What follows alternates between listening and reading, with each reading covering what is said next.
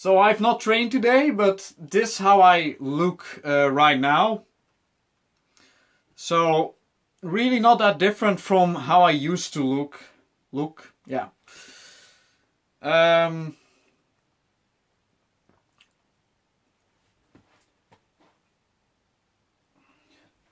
So you can definitely maintain muscle on a vegan diet. So I got a question from Eren Yeager. That's the main character from one of my favorite animes. So this is like a dream that comes true. Awesome.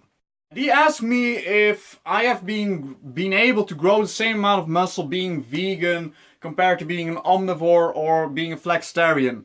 And the simple answer is yes, but it's definitely more complicated than that.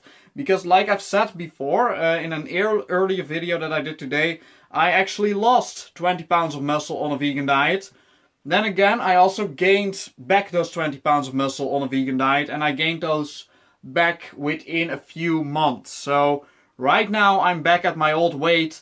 What will happen in the future, I'm not sure. But the fact that I lost those 20 pounds of muscle can be partly attributed to the fact that I was on a vegan diet. And I can attribute that to 3 reasons. And I will tell you those reasons so that you won't have to make the same mistake. So the first reason that I lost muscle, and it's probably the most important, I was just not doing anything. I was doing very little exercise. I was in school. I was putting all my time in school. So that made me lose muscle. I mean, it makes sense, right? If you're not doing shit and you come from a background of working out 6, sometimes 7 days a week, which is actually too much.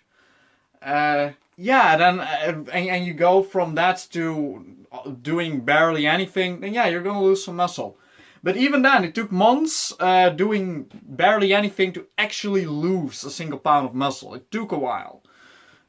The second thing is, I got off creatine, because at some point, for some reason, I believed that creatine really wasn't doing anything for me anymore. And well, 1 month after I stopped taking it, I still didn't lose anything. But after that, I started to lose weight. And eventually that got down to, yeah, like I said, 20 pounds. Now, the neat thing about creatine is that it helps you to build up muscle pretty quickly. So the moment that you take it, again, the amount of muscle that you've lost by stop, no, the amount that you have built up with creatine that you will lose when you stop taking it, you will build that up very quickly again when you start taking it. So that was one thing that I noticed when I started taking creatine again. I got, how much was it? Around 12 pounds of muscle. I got that back within 5 weeks. Maybe even less. And of course, a vegan diet contains less creatine. Why? Because creatine is usually found in meat. So once you get off meat, you get less creatine. So actually, for vegans, it's more beneficial to supplement with creatine. Well, the third reason. There was a time that I was eating very little fat without my knowledge. I did not know how little fat I was eating. But once I did the math, I found out that I was getting around 30 grams of fat.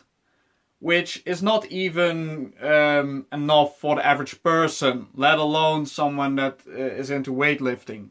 Now my skin was getting worse and my sex drive was, well, not very low, because I don't know, I have always had a ridiculous sex drive, but it was lower than usual. And at the time I thought like, oh, you know, at the time I thought like, I'm not a teenager anymore. I'm in my 20s. So I'm 21 now, you know, I'm almost 22. So at the time I was like, maybe it's normal to have a little lower of a sex drive.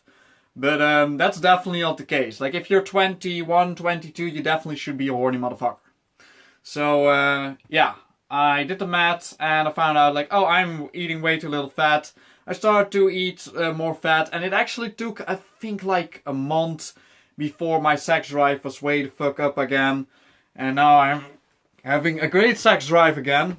But before that, my sex drive was average. And really, average is not good for me. What you have to consider is this. In the vegan community, you have plenty of people that will fat shame fat. And it doesn't really matter what kind of fat. Like, it's basically like nuts and seeds.